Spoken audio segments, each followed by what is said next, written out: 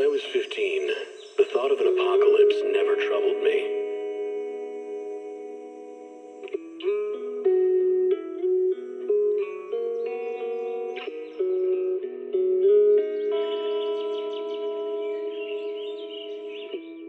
The only thing I couldn't give up, even in the face of the world's end, was the sunset on that beach.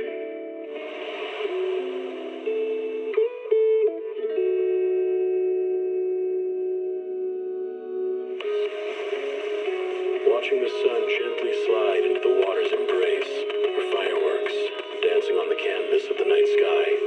Even if tomorrow were better, it wouldn't be worse, I thought.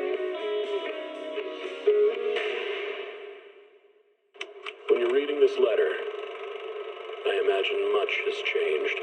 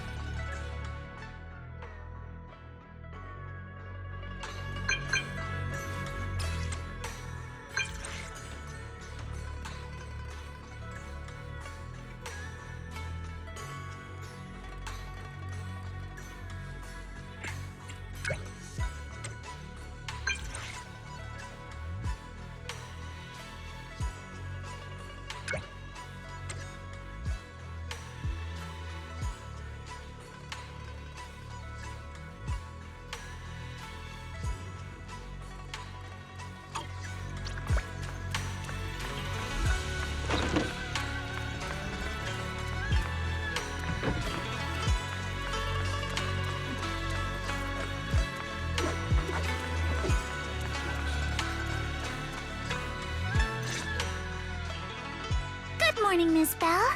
Sorry for causing trouble by showing up so late last night. It's no big deal. You came to us for help. And no need to be so formal. Just Belle is fine. All right. Then, please, feel free to call me Alice. You seem a little tired. Did the thought of what you saw outside last night keep you up? Not at all. Having all of you nearby made me feel quite safe. It's just, the scrolls hanging in the room were all tilted by 2 to 10 degrees, and when I was about to sleep after fixing them, I noticed that the 2 vases by the bed didn't match. Sorry, you have to see this side of me. This nitpicky habit of mine is a disgrace to my family's name. Oh, no, it's not that bad. Swabian Temple just lives up to its name. Thank you for understanding. By the way, about that thing I saw outside my window last night, if you don't mind, I'd like to hear your thoughts. Why don't we take a look around the lower floor of your building first? Since it appeared outside your window, there might be leads outside. Okay, sure. Good thing you suggested starting outside. Honestly, I'm a bit ashamed to admit it, but I don't dare step back into that room until we know exactly what I saw.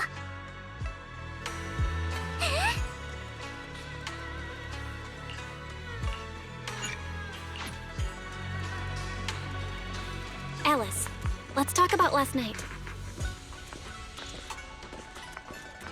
You said you heard a soft thump followed by a loud bang?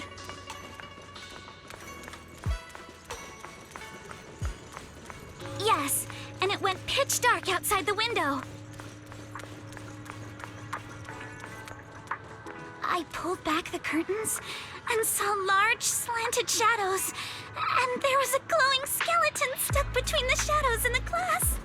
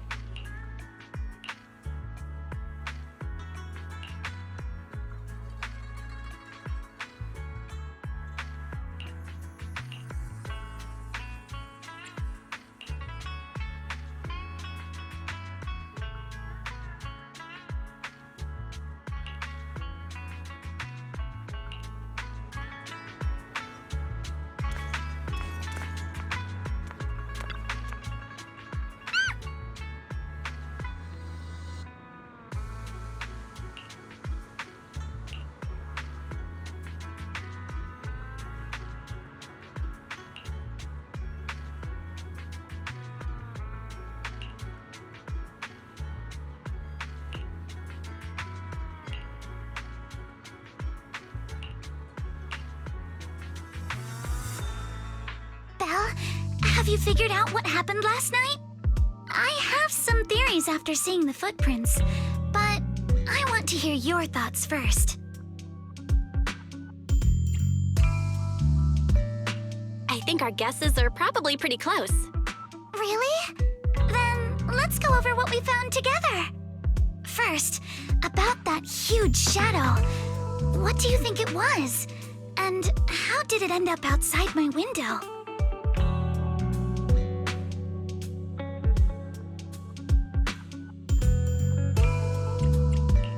Without a doubt, it was a flower pot. Huh? A flower pot? But the shadow was big enough to block the whole window. I really don't think it could have been just a flower pot.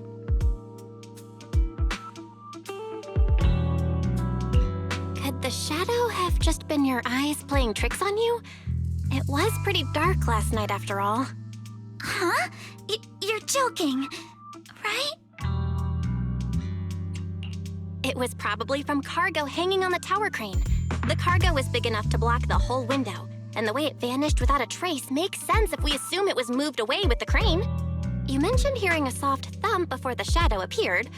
One of the ropes holding the cargo probably snapped, causing the load to tilt and bump against your window. Yes, that's what I figured too. Thinking back, the reason I was so certain that it was tilted exactly 22 degrees was because there was a shipping label on the crate. But let's just assume for a moment that it was. Then, what do you think made it fall to the ground? It was probably knocked over by that skeleton that startled you. After the cargo hit your window, the crane lifted it back up. But that little thing couldn't hold on and fell off, landing right on the flower pot. Right. There must be a reason the flower pot fell. If something as large as the cargo had hit it directly, the whole rack would have come crashing down. The fact that one pot was left on the balcony means it had to be something smaller. Looks like we have the same train of thought. That leaves us with just one remaining question.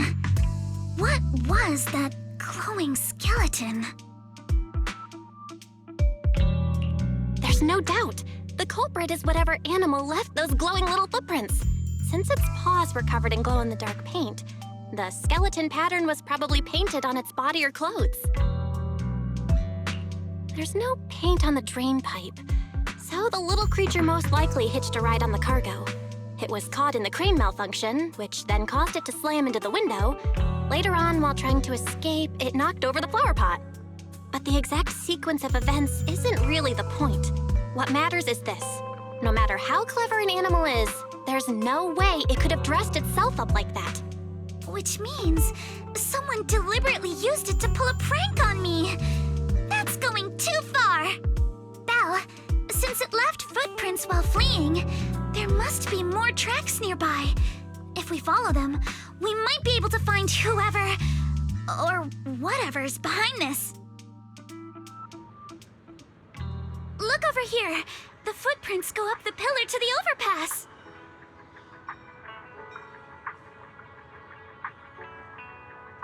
Let's follow them and check it out.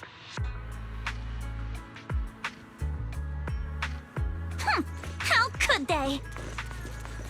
I can't believe someone actually used an animal to pull a prank.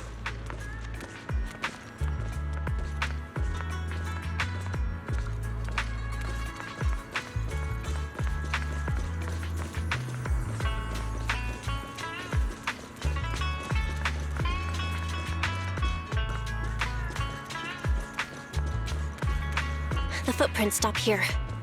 Did it jump off?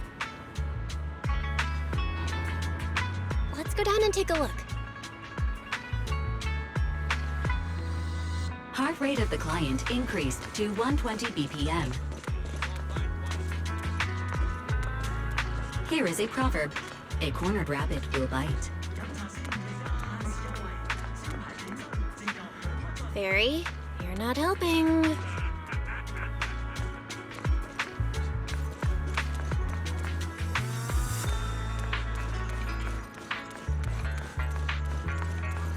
Huh? The footprints disappear here. Uh-oh, the footprints are all jumbled here. Where could it have gone? Huh? There it is! Don't let it get away! Hey! There! You ran into that stone! So you were behind yesterday's pranks! The real culprit. Manitou? What? Huh? Yuzuha, visitors. Coming!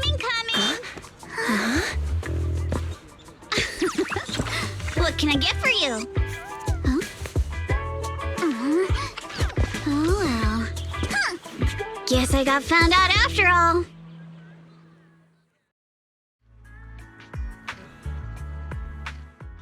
Miss, based on what you just said, may I assume that you're the owner of this tanuki? His full name is Kamanosuke, but we call him Kama. Uh-huh. What I mean is, he's not just this tanuki. He has a name. And I'm not Kama's owner. We're just partners. Kama is free to do as he pleases. Excuse me for being presumptuous.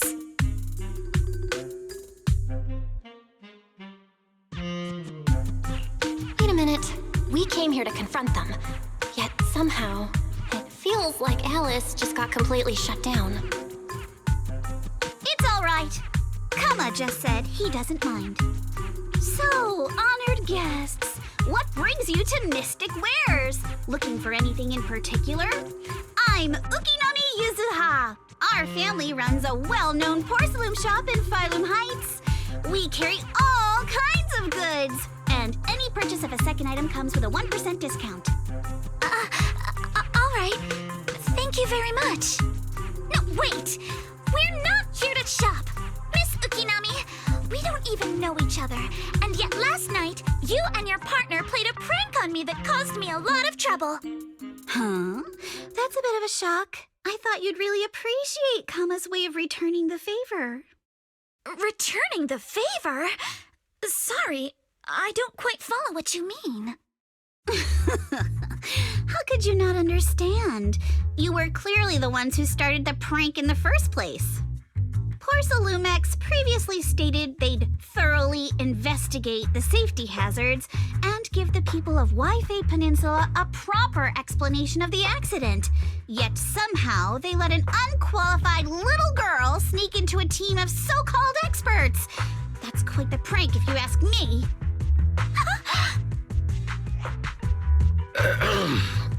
Yuzuha, saying something like that in front of others might be a bit...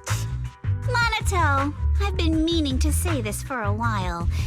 You having that face and always talking like a goody two-shoes? What a waste. Excuse me, can I say something? Porcelumex brought in the inspection team just for show. Of course, people are going to feel outraged. It's just that even with so many well-known experts on the investigation team, none dared to defy Porcelumex. So why place all the blame on Miss Timefield alone? I see. You're saying I'm just picking the easy target? I remember now. I've seen you before. You were that disciple in training, Belle, from Swabian Temple. Didn't expect you'd be more witty than you look. Anyway, after hearing you out, I realized I didn't think the prank through. Sorry about that. It won't happen again. I really appreciate you saying that. But you don't look so thankful. Are you still so concerned about what happened last night? No, you've misunderstood.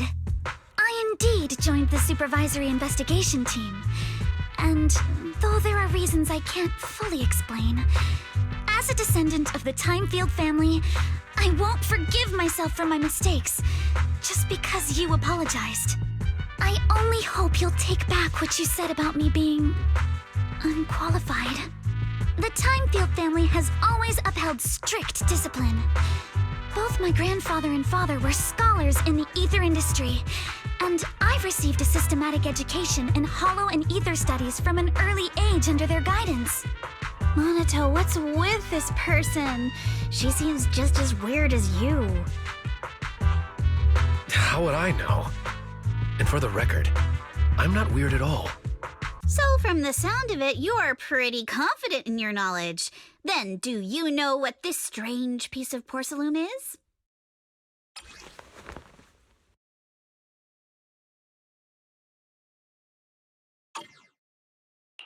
This looks more like a shard of some kind of device rather than porcelain.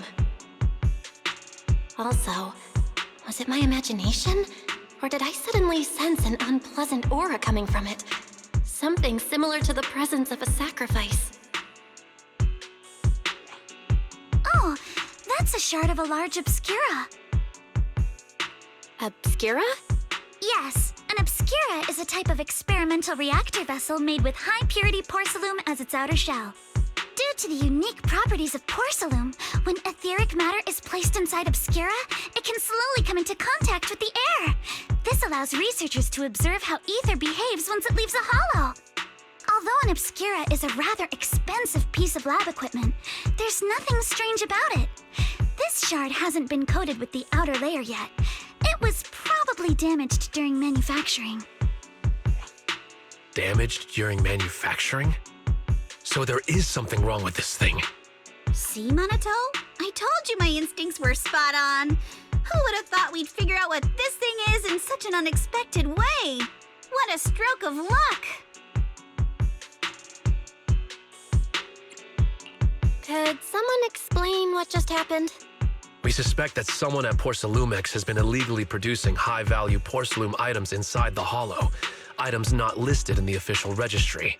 Simply put, they publicly claim to be producing low-value products. Workers' wages and even the reported profits are all calculated based on that. But in reality, someone's pocketing the difference for themselves. Exactly. The Obscura isn't a regular product of the Wi-Fi Peninsula factory, so its appearance here clearly points to shady dealings going on inside the hollow. Where did you find this shard? We found it in a batch of materials delivered to our shop from Siloom Bay. The residents there collect discarded porcelain from the hollow, and my father uses the scraps to make handicrafts. Let's go, Monato! We're heading to Siloom Bay! If we can trace this shard back to its source, we'll have enough evidence to expose the corruption inside Porcelumex and give them a real scandal to deal with. Wait a moment. Are you sure it's okay to just say your whole plan out loud like that? It's fine. You're a scaredy cat. No way you'd snitch to Porcelumex. Wait, you wouldn't, right? Of course not! But not because I'm afraid. As a descendant of the Timefield family, I would never stoop to something so dishonorable. Belle, it seems you still have some questions for Miss Ukinami regarding the Obscura. Apologies, but given my current position, I'm afraid it wouldn't be appropriate for me to hear any further details. So please excuse me for now. Thank you for helping resolve the issue. I'll have the payment for the commission sent over promptly. You didn't leave with that fancy girl. Do you have something to ask us? Can I come with you to Siloom Bay for the investigation? I'm curious about the origin of that shard. Besides, I can help if you're heading into the Hollow. No problem. You're more than welcome to join us. Wow, today's our lucky day! Not only did we find a lead, but we even had a proxy who's an expert at handling miasma just show up at our door! Don't lay it on too thick, Yuzuha. You don't want to scare Belle away. Still, we have no reason to turn down the proxy's help. So, we'll be counting on you from now on. Monato, if your tail wasn't wagging like an electric fan right now, I'd give you a perfect score for how mature you acted. Oh,